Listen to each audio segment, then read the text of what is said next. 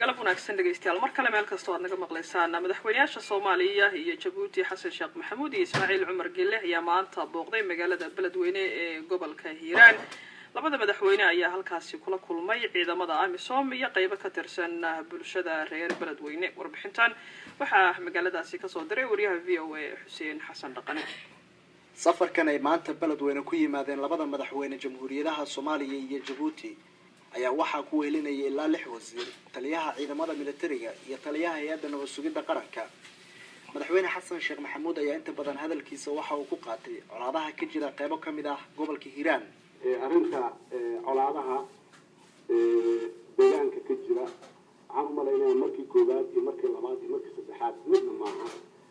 iyadoo Allah u naxariistay wiilal badan oo maanta naga dhintay oo aan soo aasnay aanay dhiman kuwa badan oo dhaawaca maanta oo qaarkood inay xuriyaameen laga yaabo aanay dhaawacmin oo aanay xuriyaamin ayaa intaas soo jeer halkaas isugu nimiday si colaadda meeshaas ay u istaagto laakiin qabti qabiilka naga xoog badiso maaha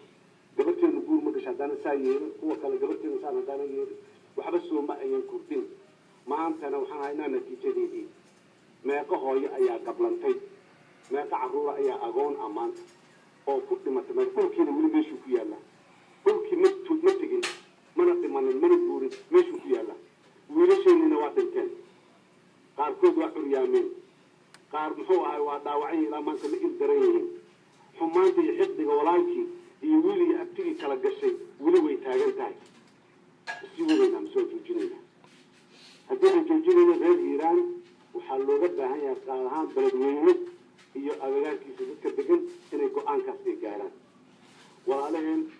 AMISOM guud ahaan iyo walaal gaar ahaan wayna kaalmeyn karaan laakiin nabadda looma keeni karaan nabadda annagu ma keeni karaan madaxweynaha jamhuuriyadda Djibouti Ismaaciil Cumar Geelle ayaa sheegay in qof ahaan ay aad u dhibeyso colaadaha sokeeye xilli ciidamada Soomaaliya iyo Djibouti ay dagaal kula jiraan kooxda al-shabaab midi waa in laga difaaco waxaan Soomaalida isku sheegaya meelo kale laga soo amrayo dalkii nabadda u diiday shaqada u diiday noloshii u diiday wadooyinkii u fadhiistay in laga difaaco in laga kiciyo in la laayo in islaamnimada iyo dadka islaamka ee dhulkan degani ay naftooda iyo cirdigooga la dhowro tan kale ee hoos socotay annaga wayna dhibay runtaas nabad la'aantan kale ee dhexdiina ka imanaysaay warkana soo gaarayay aad buu fadhiyay annagana wayna dhibay aniga shakhsiyan aad baan uga dhaawacnay madaxweynuhuna imika in badan buu ku celceliyey markii afraad ee nimida weeyaan buu leeyahay fariintaa uunaan sido haddana dhega islaan aan ku dhacayn waa maxay dee cadaawaha intaa leekee ummadda yani walaalaha ee meelkooda noole أجيال ku noola maxaa keenay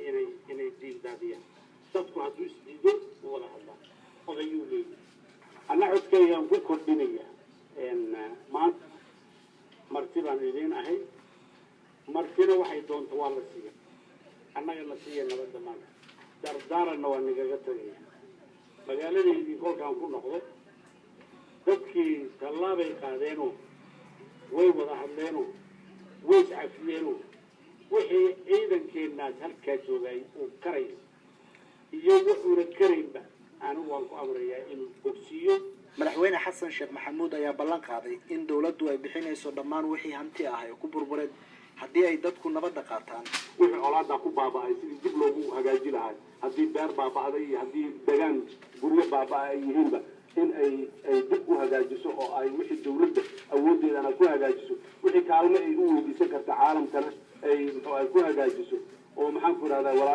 walaalna ay diyaar u yihiin in nagala qayb qaataan beerihii baan dib u hagaajinaynaa haddii matooro la baabi'iyey dib baan u helaynaa matooradii biyaha haddii guryo la gubay guryihii baan dib in loo dhisaan diyaar u nahay haddii wadooyin iyo meela maxaan ku ihahdaa la jeexjeexay oo caqabada laga dhigay inaan ka qaadno dib loo hagaajiyo wadooyinka ay furmaan